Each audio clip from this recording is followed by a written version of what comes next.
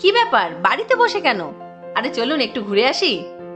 আচ্ছা বলুন, কেমন জায়গায় যেতে চান?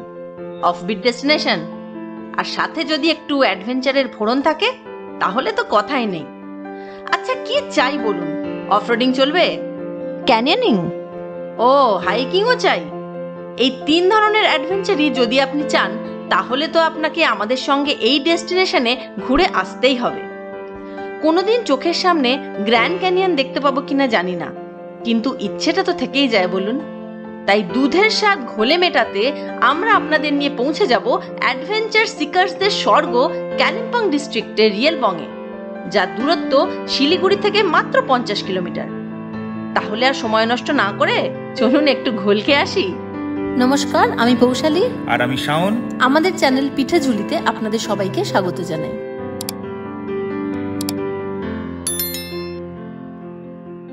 Good evening. আজকে 12ই মে রবিবার, এখন ঘড়িতে বাজে সন্ধ্যে 6:33। আমরা এসে পড়েছি এসপ্ল্যানেড বাস স্ট্যান্ডে। পৌলমী পরিবহনের বাসের টিকিট কেটেছি আমরা শিলিগুড়ি যাওয়ার জন্য। আমার পেছনেই যে বাসটা দাঁড়িয়ে আছে এতেই আমরা যাব।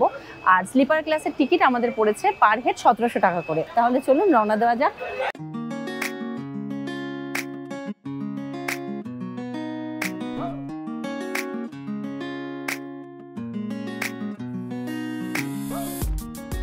বাস তার নির্ধারিত সময় অর্থাৎ সন্ধ্যে 7:30টায় ছেড়ে দিল।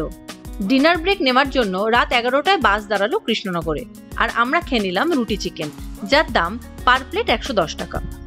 Good morning. আজকে 13 তারিখ সোমবার, আর সময় হয়েছে এখন 6:57, আর আমরা চলে এসেছি শিলিগুড়ি বাস স্ট্যান্ডে। এখান থেকে আমরা একটা টোটো ধরে নিয়েছি, ধরে আমরা যাচ্ছি বোতল কোম্পানি বাজার।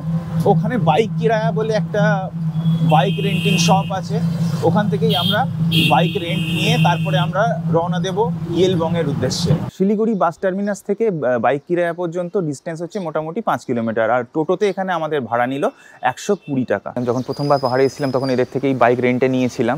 তো এদের প্রসেস বেশ হ্যাসেল ফ্রি।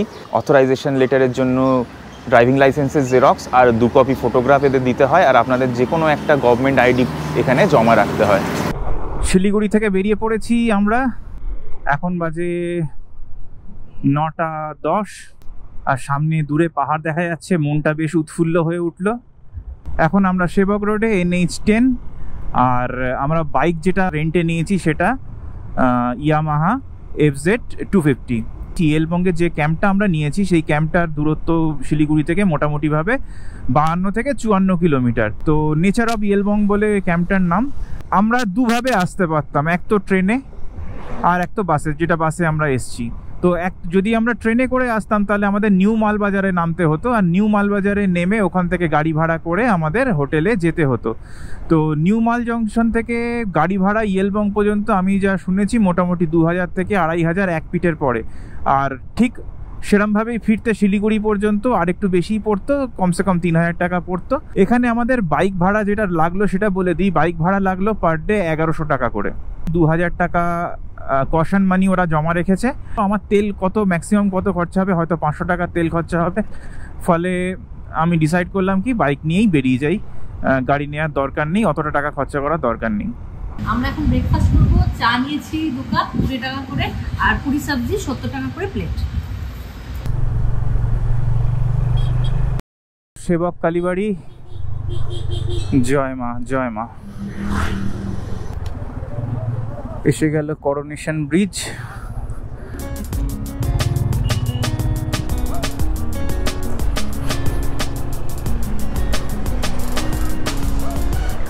এতক্ষণ আমরা ছিলাম NH10-এ, যেটা সোজা সিকিম চলে গেছে। NH10 একটা খুব ইম্পর্টেন্ট রাস্তা।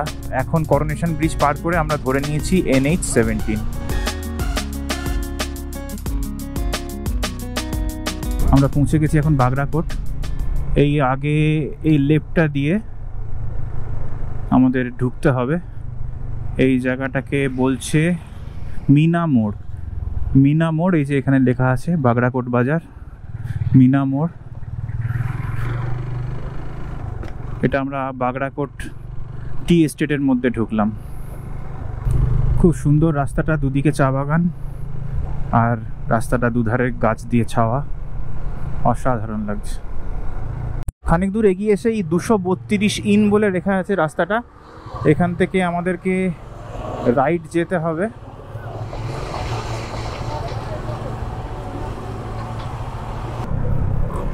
বাগনাকোট থেকে রাইট টার্ন নিয়ে এরকম একটা সুন্দর জায়গা পড়বে, সুন্দর এঁকে বেঁকে একটা ব্রিজ মতো জায়গা গেছে, অসাধারণ লাগছে দেখতে। পাহাড়ের বুকের ওপর দিয়ে চলেছি আমরা, রাস্তা বেশ ভালোই ইনক্লাইন্ড আছে।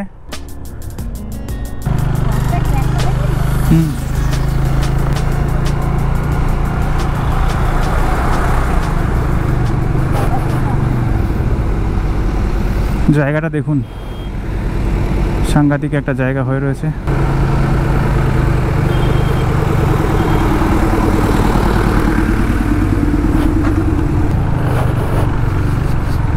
টু ডেঞ্জারাস বাবা, রাস্তাটা ডেঞ্জার হয়ে আছে এই জায়গাটা।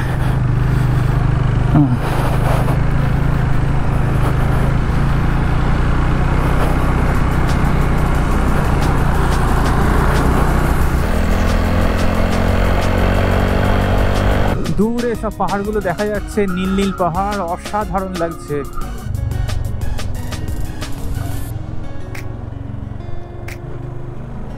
নিচে দিয়ে যেতে হবে, এই নিচে দিয়ে যেতে হবে, এই দাদা বলল চল নিচের রাস্তাটা ডেঞ্জার।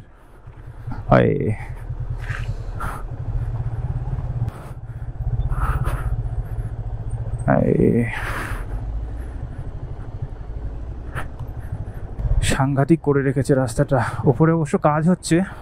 আমরা এই দিক দিয়ে এসছি, আর এদিকে সোজা চারকোল ওইদিকে বেরিয়ে যাচ্ছে।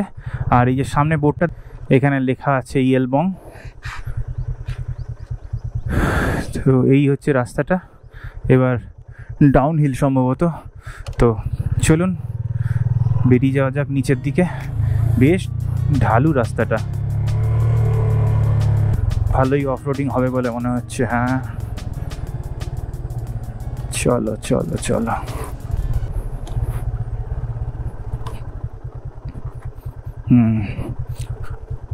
আমার নিজের বাইক থাকলে আমি যথেষ্ট কনফিডেন্ট থাকতাম, কিন্তু এখানে কনফিডেন্স লুজ হচ্ছে একটু।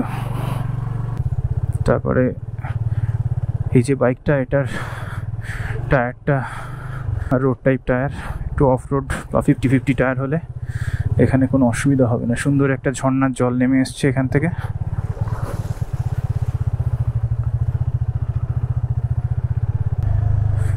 রাস্তার সৌন্দর্য কিন্তু অসাধারণ, জায়গাটা বারে বারে সারপ্রাইজ করছে আমাকে। এখানে সব একের পর এক হোমস্টে আছে।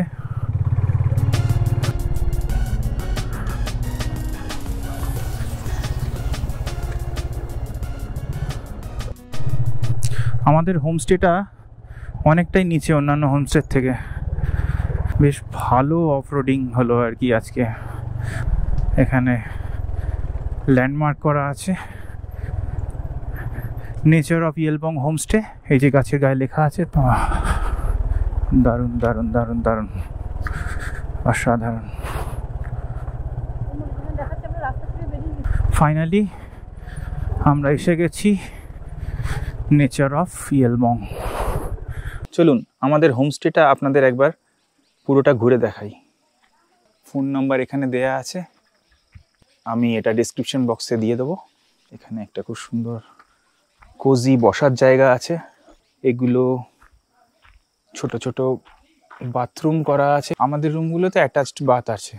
বাইকটা আমরা এখানে রেখেছি, কৌশল এখানে বসে আছে। যে রিসেপশন কাম অফিস, পাশে একটা স্টোর রয়েছে, ওইখানে কিচেন আর ডাইনিং এরিয়া। এখানে 4টে রুম রয়েছে। এই হলো টোটাল এরিয়া, খুব সুন্দর আর কোজি। এখানে একটা আয়না আছে। আচ্ছা, এটা হলো টয়লেট, আর একটা ডাবল বেড আছে। নেচার অফ ইয়েলবংয়ে আমাদের ফুডিং আর লজিং মিলিয়ে পার হেড 1200 টাকা করে খরচা পড়েছে। আর ইয়েলবং ক্যানিয়নটা ঘুরিয়ে দেখার জন্য গাইডের চার্জ হচ্ছে 600 টাকা। এখন বাজে দুপুর 1টা, আমরা এখন ম্যাগি খাচ্ছি। ম্যাগি খেয়ে বেরোবো ইয়েলবং ক্যানিয়নের উদ্দেশ্যে। আমরা বেরিয়ে পড়েছি ইয়েলবং ক্যানিয়নের উদ্দেশ্যে। সামনে পৌশালী আর আমাদের গাইড তুলারাম শর্মাজি। তুলারামজি বাঁশ কেটে পৌশালির জন্য রেডি করে দিয়েছে একটা স্টিক। রাস্তাটা দেখুন একবার, বেশ খতরনাক রাস্তা, যদিও যারা ট্রেকিংয়ে যান তাদের খুব একটা অসুবিধা হওয়ার কথা না। ছোট ছোট পাথরকুচিতে ভর্তি রাস্তাটা, এখানে যদি একবার হড়কে যান তাহলে হয়ে যাবেন হরকা বাহাদুর।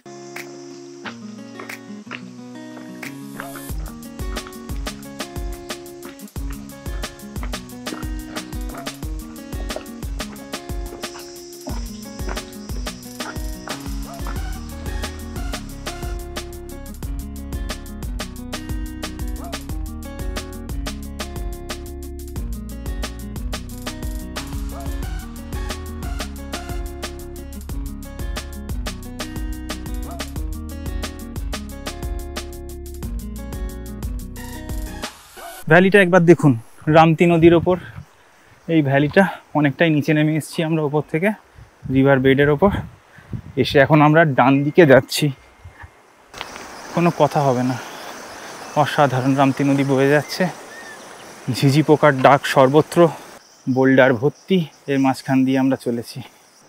এই যে সামনে এই জায়গাটা দেখুন, কি অদ্ভুত পাথর কেটে একটা শেপ নিয়েছে নদী, আর আমাদের এই রিভার বেড থেকে ওপরে উঠে আবার বাঁদিকে যেতে হবে, এদিকেই সম্ভবত ক্যানিয়নটা।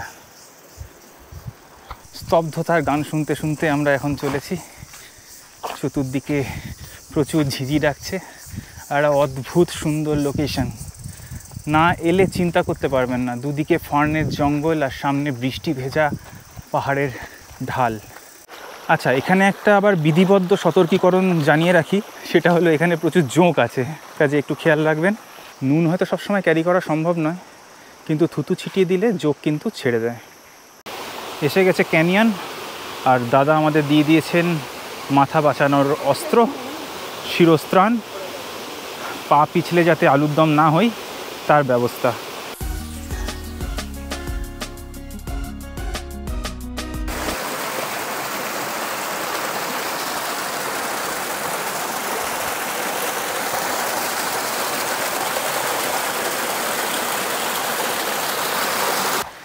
ক্যানিয়নের ফ্ল্যাট বেড এখান থেকে শুরু হয়ে গেছে, ওহ অসাধারণ। এখানে এসে মনে হচ্ছে যে যত চিন্তা ভাবনা সব কিছু ভুলে গেছি, একদম আদিম একটা কোথাও চলে এসেছি, যেখানে শুধু পাখির ডাক আছে আর জলের শব্দ আছে। কেমন লাগছে? কতটা জল? কোমর অবধি জল। ওয়াও, উফ, ঠান্ডা জল।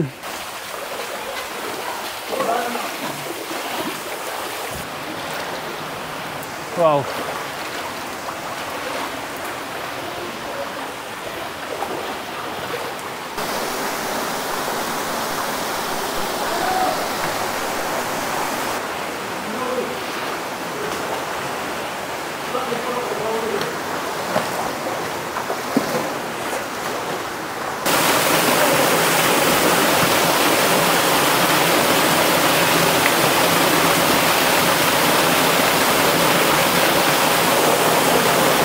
आराम से।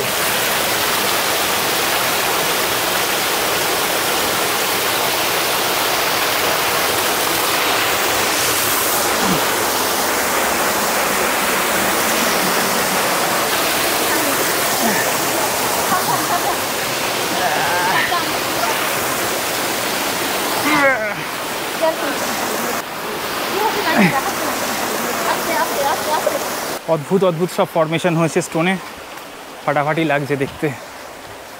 তো এসে গেছি ক্যানিয়নের একদম শেষ কিনারায়, সামনে আর খুব অল্প জায়গায় বাকি আছে। এখান থেকে এক চাঙ স্টোন খসে পড়েছে, পড়ে এই নিচে পড়েছে, ফলে বন্ধ হয়ে গেছে জায়গাটা। একটুখানি হালকা করে ঘুরে আসি।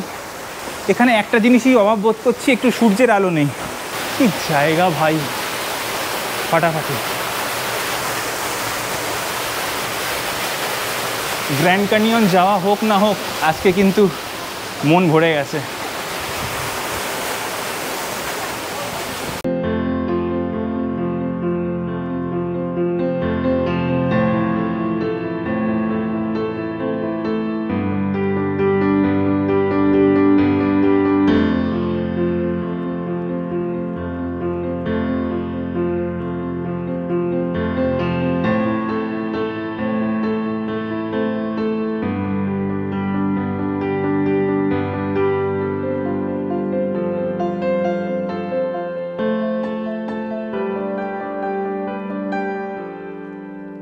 কি এক্সপিরিয়েন্স হলো, অসাধারণ এক্সপিরিয়েন্স হলো। প্রথমে সকালবেলা অফ রোডিং, তারপর রিভার ক্যানিয়নিং, মানে একদম ফাটাফাটি অ্যাডভেঞ্চার।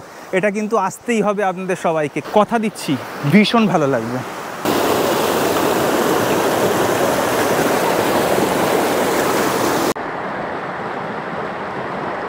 সমস্ত যা কষ্ট সকাল থেকে হয়েছে সব এক নিমেষে ভুলিয়ে দিল এই নদীতে স্নান, রামতি নদীতে। ফাইনালি হাইকিং আর ক্যানিয়নিং শেষ করে আমরা ফিরছি। এখন বাজে 4:30, আমাদের ফিরতে সময় লাগলো মোটামুটিভাবে 3.5 ঘন্টা। এখন বাজে বিকেল 5টা, আমরা এখন লাঞ্চ করতে এসেছি। আর মেনু হচ্ছে ভাত, স্যালাড, সজনে ডাঁটার তরকারি, আলু ভাজা আর ডিমের কারি। এখানে আসার আগে শুনেছিলাম যে এখানে নেটওয়ার্ক ইস্যু আছে। আমি বাড়িতে ফোন করলাম, এয়ারটেল আর জিও দুটো নাম্বারই কাজ করছে। হ্যাঁ, একটু মাঝে মাঝে শুনতে অসুবিধা হচ্ছে, কিন্তু যোগাযোগে কোনো অসুবিধা তেমনভাবে হচ্ছে না। তবে ইন্টারনেট কানেকশানে এখানে প্রবলেম আছে। এখন বাজে রাত্রির 8:55, আমরা ডিনারের জন্য চলে এসেছি ডাইনিং হলে। আর রাতের মেনু হচ্ছে ভাত, একটা বেগুনের তরকারি, আচার, স্যালাড আর চিকেন, তার সাথে আছে ডাল। গুড মর্নিং, আজকে 14ই মে, মঙ্গলবার। ঘড়িতে এখন বাজে সকাল 7:40। আজকের ওয়েদারটা খুব সুন্দর, আর এনারা চারপাশে এত সুন্দর সুন্দর গাছপালা দিয়ে সাজিয়ে রেখেছেন, গাছের ফাঁক ফাঁক দিয়ে রোদ্দুর ঢুকছে, খুব সুন্দর লাগছে। এখন ব্রেকফাস্ট করব, ব্রেকফাস্ট করে আমরা বেরোবো শিলিগুড়ির উদ্দেশ্যে। ব্রেকফাস্টে আজকের মেনু হচ্ছে রুটি, আলু ভাজা আর ডিম সেদ্ধ। এখন বাজে 8:12 আর আমরা বেরোচ্ছি ইয়েলবং থেকে। যেতে তো মন চাইছে না, কিন্তু যেতে হবে। গোটা একটা দিন ফুল অফ অ্যাডভেঞ্চার, নিজেকে যেন আবার নতুন করে খুঁজে পেলাম। আবার এমন একটা মন ভালো করা জায়গার সন্ধান নিয়ে খুব তাড়াতাড়ি ফিরে আসছি আমাদের পরবর্তী ভিডিওতে। ভালো থাকুন, পাশে থাকুন আর দেখতে থাকুন পিঠে ঝুলি।